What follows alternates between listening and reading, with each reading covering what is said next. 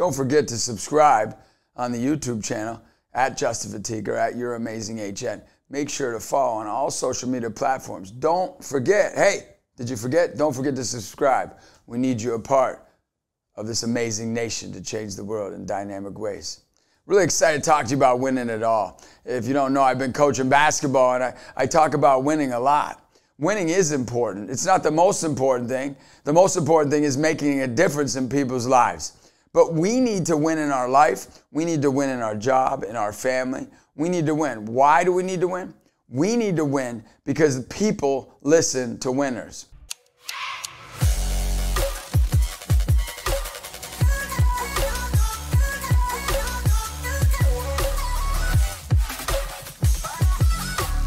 You see, the reason they've been listening to Jesus for all these centuries upon centuries, decades upon decades, is because he was a winner. They haven't forgot about him because he won. He might have lost in life, but he lost well. Winning has to do with losing well as well. Why is it important? Why is winning important? I'm going to tell you right now. If you don't win, it's going to affect somebody's future. When we don't win, what happens is somebody else loses. When we win, somebody else wins. This is not about us. This is about others. When we're sometimes in our life and we think about people who have won, we want to win more. So when we're the ones winning, whether it's in our work, whether it's in school, whether it's with our relationships, all of a sudden now somebody wants to win. Now sometimes people don't want to be around winners, but usually they don't want to be around winners when they're losing. And that's why we have to be sensitive to them. But we have to win with grace, win with hope, win with love, win with faith. And we need to be people that aren't afraid to win. You see, it can sometimes be hard to win. If you read my book, Win It All, 8 ways, 8 steps on how to get to heaven, it tells you that winning isn't everything, it's the only thing. And we're not talking about winning in sports. We're talking about the only thing that matters is winning to get to heaven. Winning to get to heaven. That's the key. Now, how do you turn losing into winning? Like right now, you might be going through a divorce. Right now, you might be going through where you've lost, money or lost a job. Maybe you're going through maybe a kid that's going through struggles, or maybe you have a friend or a mother or father who's got dementia and you feel like, man, I'm losing right now. Well, we can only turn losing into winning when we have someone to follow that's taught us how to do that. So every time somebody's the underdog, we always cheer them on. So you have to remember, there are a lot of underdogs out there. We turn losing into winning when we realize that we are the underdog and there are people cheering us on. You have to share how you're losing. Hey, I'm losing right now, but I believe I'm going to win. What do you think? Ask people. Tell people, I'm losing. I'm losing right. Let me tell you something. Everyone wants to help the underdog. They don't want to always help the winners. I know that when I'm talking about winning all the time, people don't want to help. But when I'm talking about, hey, I'm losing here, I'm losing there, all of a sudden they're cheering us on. I know I had a challenge where I was helping these kids in the inner city and these kids in suburbia to come together to have half the team from suburbia, half the team from the inner city. And all of a sudden, I felt like I was losing. I got jumped at practice. Kids are swearing at me. It's not going too well. And all of a sudden, there was this lady. Her name was Lynette. And she said, hey, this guy's an underdog right now. I want him to help him win. And that's when they started filming. And they've been filming for 2 years to do a docuseries on this team. And it's all about winning. Now I want to tell you about the win-win principle. The win-win principle is all about when you're losing, right? You have to find others that can help you to win. And the win-win principle is all about when you're winning, you want to help those that are losing to win. So what you do is you're finding ways to work together to win for one another. Now, I have a group. There's a group I work with. They have a lot of older men involved with what they do. So I said, look, I can help you get younger men involved. And they're like, great. Well, they said, well, what can we do for you? I go, what you could do is have those older men help me find young men who want to come and serve our mission and commit to it. You see, what I found out with a partnership is you realize that you can both win even when you're losing. And you can both win even when you're winning. I have another friend of mine. He's an NBA trainer. But guess what? He has a heart for kids, and he wants to make a difference. He's so caught up in all of his winning with being an NBA trainer, training NBA stars, to working on his business, that he doesn't have time to make a difference. But what he can do is help our basketball team that is about making a difference. He helps us through connecting me with NBA guys, through connecting me with the people that he works with in basketball and his business, so that I can help more kids. You see, he found out that he might not be able to spend all his time making a difference, but he can help me win and make a difference while I help him to make a difference through our winning. You see, the win-win principle is all about never focus on what you're doing. Focus on how you can help somebody else do something great. Follow somebody else, and they'll help you to win. Or when you're leading someone else, say, come on, follow me. I'm going to help you to win. There's always a time to win when we're focused on winning it all. Here are some steps to win it all in my book that I could talk to you about. Number one, you got to recognize your importance. You got to realize how much you matter. That's not self-love. Self-love is where we think we matter more than others. Or self-love is when we say, oh, people aren't loving us enough. Why don't they love us more and more and more? I'm not talking about that. What this is about is we have to know that God doesn't make losers. If we're going to recognize our importance, we have to ask the question, where did we come from? Why were we made? What's the purpose of life? What's our mission? When we can ask those questions and answer them, what's our mission? For me, my mission is to love Jesus first and others no matter what. That's my job. My job is to put him first and to be grateful. That's the mission, right? My mission is to use my energy, all my energy, to awaken the world to the power of God's love. It's my mission, right? My purpose is to know that I am loved by God and that God wants me to go out and love others, right? He loves me. You see, I know why I was made. I was made by a God who loves me very much. Now for me, my mission, my purpose is about the person who made me. See, we truly can't recognize our importance unless we understand who made us. Why? Because if our importance becomes our job, what if you lose your job? If our purpose becomes our family, what if we lose our family? What if one of our family members, God forbid, lets you down in such a big way? I remember there was a kid. He was at an event, big, tough football kid, and after the event, he said, man, I didn't like your message. I said, well, why didn't you like my message? He said, look, man, I don't like your message because I think it's BS. Now, for me, I like this kid because you can always help somebody that's real. To recognize your importance, you have to be authentic. You have to be real. As kids call it, you got to be 100. So I said, hey, man, you're being 100. Okay, you're being real with me. Why do you think my message is BS? He says, not everybody's amazing. If you don't know our message, go to amazingnation.org or rememberyouramazing.com and you'll find out our message is to prove to the whole world that they're amazing because they're loved by God. I go, well, everybody is amazing because Psalm 139:14 says so. I praise you, Lord, for I am fearfully and wonderfully made. Every person was made with a purpose and an intention, and they are important. He says, I don't buy it. I go, why not? He says, my dad, he's a loser. He left my mother. I had to take care of my little brothers. I said, man, that's tough. That's not easy, man. But your dad's still amazing. He looks at me like with bold, like everything he's got, says, you can't prove that to me. I go, you were real with me. Let me be real with you.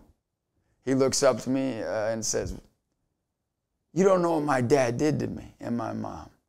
I go, I know I don't, but your dad's still amazing. I said, answer a few questions. Did it hurt you when your dad left? He goes, yeah, it hurt me. I was just a kid. I looked at him, I said, did you ever cry about it? He goes, what? Why are you asking all these questions? I said, man, did you ever cry about it? He goes, yeah, I cried about it. Of course I did. I go, yeah, if your dad wasn't amazing, it wouldn't have hurt so bad. He just didn't realize how amazing he was, and that's why he hurt you. He didn't realize how important he was. I hugged that kid with everything I got, and I don't know where that kid is, but I know this. He knows now that guess what? His dad was wrong, one, but two, his dad's important. His dad's amazing. You can't change who you are. Right now, if you say you're nothing, you're something. Because guess what? You can't call a nothing, nothing. If you're, I'm nothing. Well, guess what? The reason you're fighting it so much, you're fighting it, we're fighting it. We fight our importance. Stop fighting it and demand and choose right now to believe that you matter. That's step one in winning it all. Step two is discovering God's call for your life. Jeremiah 29:11 says, for God knows well the plans he has in mind for us, says the Lord. Plans for welfare, not for woe. Plans to give us a future full of hope. I can tell you right now, you have to navigate in your life the discouragement you're facing and why you feel that way. You see, God has a specific call in your life. For me, it's a call to coach, a call to be a dad, a call to be a friend. You have a specific call for you. Right now, you have to ask yourself what discourages you. And usually, what discourages us is the opposite of our call. We say our call is to have a job. That's not our call. That's not our calling. Our calling never changes. Our calling never alters. God doesn't say, one day I'm God and the next day I'm not. He knows his purpose is to make people and to love people into existence. If all of a sudden God said, today I'm done with what my call is, it would be in a disastrous situation. Right now you're in a disastrous situation because you haven't discovered God's call for you. Well, you're like, how do I discover God's call? You answer the question, what's a mission that will never end? What's a purpose that will never end? What is a calling that will never end? Maybe you're called to be married. Maybe you're called to be a mom, a dad. Maybe you're called to be a friend. But it has to be something that never ends. If it ends, it's not a calling. Step three in winning it all is make your mess your message. I remember I had a young girl. She was 13 years old. She came up to me and says, look, I love traveling with you. And back then, before we had a team, a mission team that would travel with me, back then I would take teenagers to travel with me. All of a sudden, she comes up and says, look, I don't really have a story. I'm 13. I've been going to church my whole life. I've got a mom, a dad, I've got a brother, and things are good. You see, if we want to win it all, we have to understand we have to make our mess our message. She goes, look, I don't really have a mess. I've never really been through much. I go, look, today you haven't been through much. But when you listen to those stories, do they make you better? When you listen to the struggles at these events that you're talking about that you haven't been through much, when you hear them, do you say to yourself, I need to love more? She goes, yeah. I go, and one day you're going to have a mess. And when you have that mess, you're going to realize that all those people you listened to taught you how to make your mess your message. Well, a few years later, I moved on from my life, moved from her town, and I got a phone call, and it was this young girl. Her name was Priscilla, and she calls me up. She says, hey, Justin, have you been watching the news? I said, no, what's going on? But it's great to hear from you. She started sniffling and crying on the phone. I said, what's going on? She says, well, I don't know if you heard, but there was a shooting at Virginia Tech, and my brother got shot. I said, no, I didn't hear it, but I'm going to fly out, and I'm going to come see your family if that's okay. I flew out, and first person I saw when I got to the campus at Virginia Tech was the mother. Her son was shot, and she was in distress. She said, Mr. Fatica, she said, please tell me that my son didn't suffer for no reason. I looked at her with tears in my eyes. I gave her a hug, and I said, I promise you, not Jesus, not Mother Teresa, no good and noble person ever suffers for no reason. I hugged her, and I spent that time there. Well, fast forward. 10 years later, I flew back to Virginia Tech, and I listened to a story of a young man who tackled the gunman that shot all those people. He was receiving an award, a Medal of Honor from the United States Armed Forces. A Medal of Honor because he was the young boy who stopped the gunman. His name was Matthew Laporte. You see, it was a mess he was in that day. But what his mother and his sister learned is that he made his mess a message. He taught us. And that day, in the past 10, 15 years, Priscilla's learned that our messes that we listen to, that we hear about, even if we're not going through something, that one day when we go through a mess, we can learn there is a message from it. And the message is, nothing can stop us. We are unstoppable when we can take our suffering and impact people's lives with it. That family took their mess and made a message. That family actually started a gift of a postulate, a mission that teaches people to have mercy on others. What a gift. We need to be more like them. Step 4 and win it all is we got to keep our passion. You know, people need to consider what to be passionate about. Now, people think passion is me because I get loud and excited. You can be quiet and be passionate. See, passionate is what makes you have conviction. What makes you be excited about life for a genuine purpose. And I can tell you what makes me the most passionate and compassionate is when I hear, like that last story I shared, young people or adults sharing the suffering they've been through. And when I listen to their sufferings, that presses me on to have conviction, to love, to be kind, to be generous, to be gentle, to be sacrificial. When I focus on how I don't have this, or I don't have that, or I wish I had that, or I wish I had this, I end up being discouraged. I end up being the problem. I be the Debbie Downer. I be the belly button person. Poor me. But we got to stop saying poor me, and we got to start listening to others saying, wow, what an inspiration. Share your story.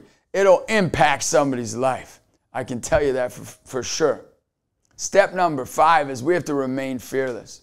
The Bible says in Exodus 14:13, it says, fear not, stand your ground. You will see the victory of the Lord. He will win for you today. You see, we have to be the person that has to remain fearless in times of fear. Maybe we're afraid of speaking in front of a crowd. We have to use that nervous energy to bring love. Maybe we're afraid to have a conversation with somebody who hurt us, and we have to say, hey, you hurt me, but I forgive you. We have to take that nervous energy and bring love and compassion towards others. What are some of my greatest fears?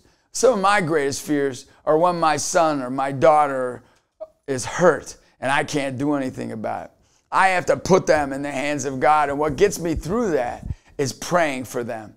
See, prayer is a deeper way of remaining fearless. When we can know there's somebody fighting with us and for us, as the Bible says in Romans 8:31, if God is for us, who can be against us? When we know that there's a God pressing on for my kids more than I am, for my daughter more than I am, I can tell you that He will be there for them. What else? My fears, one of my greatest fears is that my wife will pass away. God help the world if I was in charge of all the children. God help the world. I'm always like, man, what if she goes before I go? I hope God doesn't do this. But if He did, I hope I could be like some of my friends, like Mr. Vitale, who's been somebody that had a wife that wasn't there for him and wasn't a part of everything, but he took his kids, led them, cared for them, loved them, cajoled them, built them up, and hopefully I can be a witness and example like him. What helps me remain fearless is looking at past leaders, friends that I have who've remained fearless, and they help me. So number 1, to get through fears, you got to pray. And 2, you got to find witnesses who have been unafraid to face the consequences of life. Step number 6 is one of my favorite. It's in my mission statement of life. It's commit to loving. We have to talk about the truth that every one of us, no matter how perfect you are, because we're not perfect, or how imperfect, you're going to have something called enemies. You're going to have people in your life that don't like you, that don't want to be around you, or might make your life difficult for you. It could be a father, a mother, it could be a family member, it could be a friend, it could be somebody that you helped so much, and now they say you're a hypocrite. They say you're a jerk. Well, what helps me to remember is that I know this. When they're picking on me, as my good friend, Coach Jack Jones taught me, when they're picking on me, they're keeping some poor schlub alone out there. You know, when they're messing with me, they don't got time to go mess with somebody else. So first of all, you got to commit to loving by just taking the hits like a man. The second thing is, are you perfect? You know, we have to remember, we're not more perfect than our enemies. We're not more perfect than those who hurt us. A lot of times we get self-righteous and think, oh, I'm better than my enemy. Well, they'll be judged by the same God you're judged by. So if you're going to make them an enemy when you're their enemy, you're just as bad. You got to wake up and smell the coffee. Commit to love can change the pendulum. I can tell you right now, every person who doesn't like you deserves to be taken to lunch. That's what I believe. I believe, because my goal is, if anybody's my enemy, and if you're my enemy out there, if you really don't like me, call up Angela, my assistant, and if I got time, I'll find time for my enemies before anybody to take them to lunch. And why is this? I believe it's important to desire in your heart to take your enemies to lunch, because guess what? If you made a mistake, or you hurt somebody, or they hurt you, you'd want them to take you to lunch. You'd want them to love you. Do unto others as you'd have them do unto you, the golden rule. Go therefore and love like Christ. Don't love like you, love like him. And what did he say when he was dying? The greatest love he could have been focused on, look at all you did wrong, look at everything. He said, no, Father, forgive them. They know not what they do. You see, Jesus was the greatest. He was ready to take us up to lunch. As he said, like, I'm ready to take you all to lunch. I'm giving up everything for it. And you know what? When I'm done with this and I resurrect, it's time for lunch. The seventh step is never give up. Don't give up. Don't ever give up. If you've ever heard that speech by Jim Valvano, go look it up, because that's what everybody likes to hear. We can't give up. Isaiah 41:10 says, fear not, for I am with you. Be not dismayed, for I am your God. I will strengthen you. I will help you. I will uphold you with my righteous right hand. You see, I can't promise you that you won't go through discouragement. I can't promise you this day that you won't go through trials. I can't promise you that you won't be so desperate for love, you'll make a big mistake. I can't promise you, but I can make this promise.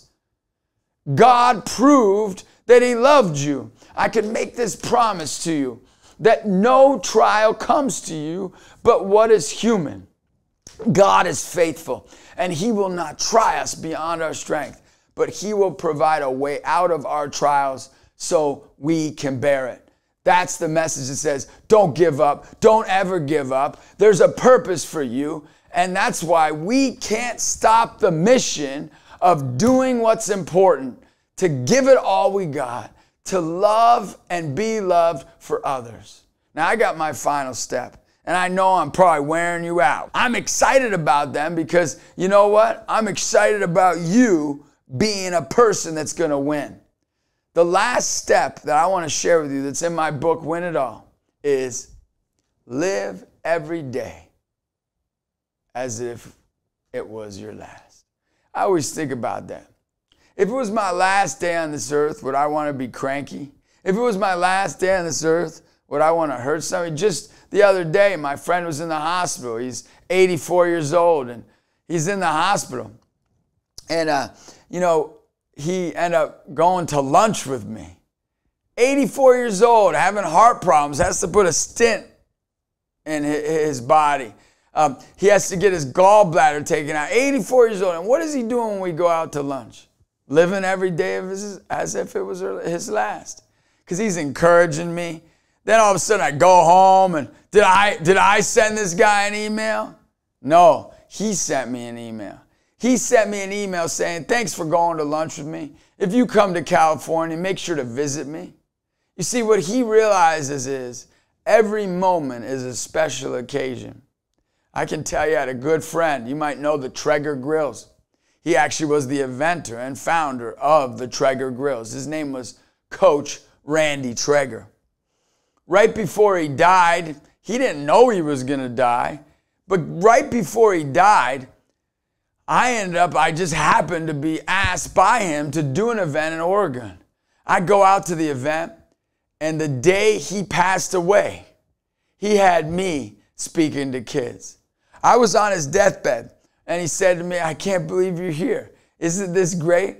He's sitting there encouraging me, building me up, caring for me on his deathbed, dying of cancer. Coach Randy Traeger, the founder of Traeger Grills, is encouraging me on the final day of his life, talking to me about how I made his day. You see, what he taught me is we have to treat people like these two treated me every day. You see, God wants us not to just treat people like how we're feeling today, or treat people like though we got another day. We have to visit and care for others like God would want us to care for them. Those two friends of mine taught me the most important lesson. No matter how powerful we are, no matter what we achieve, and actually one of my other friends, I can tell you who I met that was just in the hospital, is one of the most achieving business leaders in all of the world. But they taught me that what matters in life is not taking for granted our precious moments. If you made it to the end of this talk, if you made it all the way here, I hope you do one thing. You go back and love that enemy, love that person maybe you haven't been loving very well. Go back and be the person that wins it all. Because how you win it all is by making every moment precious. By sitting down with somebody. You're like, I don't cry. Well, maybe you won't wait till your deathbed to cry with them. Well, I don't laugh. Well, maybe you won't wait to just have so much joy in your life and stop laughing at people, but laughing with people. You know, my daughter always tells me, like, you got to settle down. And I always say, yeah, I do got to settle down. I say, why is that? She goes, yeah, because you're always joking around with people at their own expense. I need to stop doing that. I need to stop joking around with people at their expense. And I need to start being a person that builds people up. I need to be like Coach Traeger and my friend. I need to take precious moments and make each and every one of them matter. I can tell you, this has been a great moment with me. And every time you come on social media, anytime you come on YouTube, I hope you go there every week. Every week we have videos to build you up, to help you, to guide you, to encourage you, cajole you. We have so many more of these coming. We have so many ways to build you up. So make sure to subscribe, and also make sure others subscribe. And don't forget to live every day as if it was your last. Why? Because you never know who's watching. God's watching. Don't be afraid because you're going to go to heaven and hell. Be afraid because the awe and wonder of God can use you to make a difference in somebody's life. You are amazing, not because of what you do, but because of who you are. Hope to see you again. Subscribe, don't forget, today.